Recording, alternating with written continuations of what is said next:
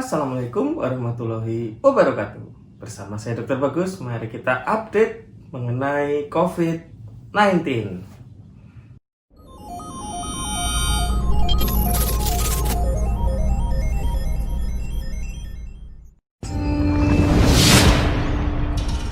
Jika kita mengingat kembali di awal tahun 2020, maka kita ingat di China sana, terutama di Wuhan, kita melihat suatu kepanikan, kegemparan akibat satu wabah baru yang sekarang kita ketahui itu adalah virus SARS-CoV-2 yang penyakitnya dikenal sebagai COVID-19. Sampai akhirnya wabah ini menyebar ke seluruh dunia. Ingat ya, waktu di China saat itu. Dan 2 hari yang lalu pada tanggal 18 Juli 2020, Indonesia telah melampaui China di jumlah orang terkonfirmasi positif. Di China terdapat 83.644 kasus terkonfirmasi pada tanggal 18 Juli dan di Indonesia ada 84.882. Tanpa kita sadari, Indonesia saat ini sudah melampaui China. Lalu, update pada tanggal 19 Juli 2020, kasus terkonfirmasi di Indonesia meningkat lagi sebanyak 1.639 kasus sehingga kita mulai meninggalkan China. Saat ini kita ada 86.521 kasus. Untuk kasus terkonfirmasi di Papua Barat sendiri pada tanggal 19 Juli juga naik sebanyak 38 kasus. Sehingga total di Papua Barat ada 339 kasus. Ada satu informasi penting yang akan saya bagikan bahwa ternyata penularan dari COVID-19 itu dimulai sejak seseorang yang terkonfirmasi positif ini belum muncul gejala.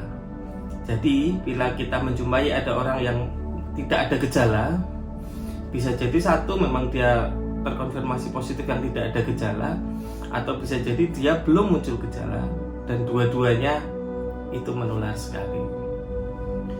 Coronavirus sendiri ini bukan virus yang baru, ini sudah cukup lama ditemukan. Sebagian besar virus ini ringan-ringan saja, akan tetapi ada beberapa mutasi yang menyebabkan wabah yang cukup berat.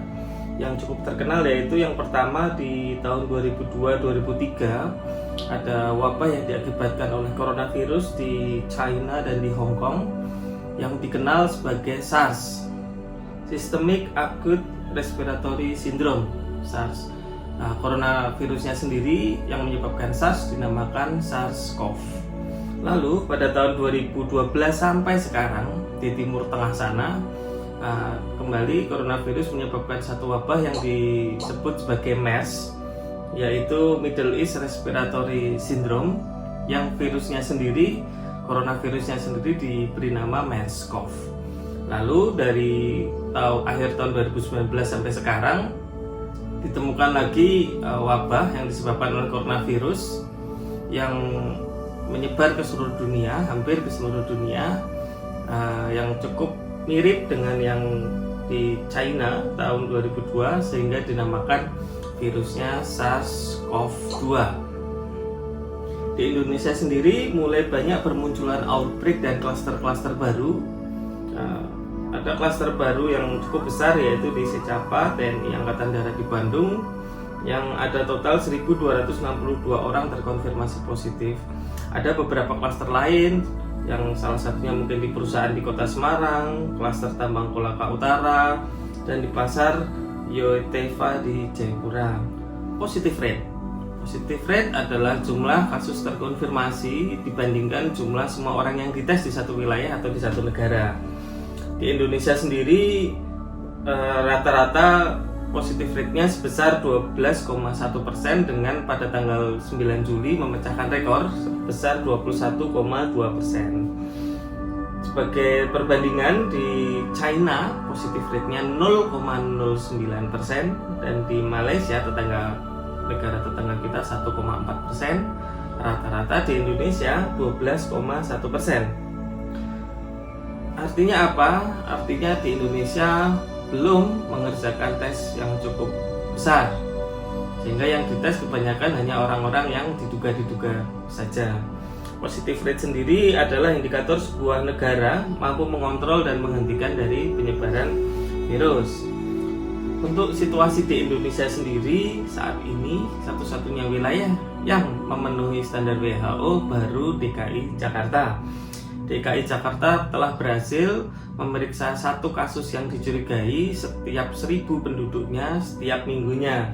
Artinya dari data-data yang ada di Indonesia, data yang paling bisa dipertanggungjawabkan dan tidak terjadi bias saat ini baru DKI Jakarta.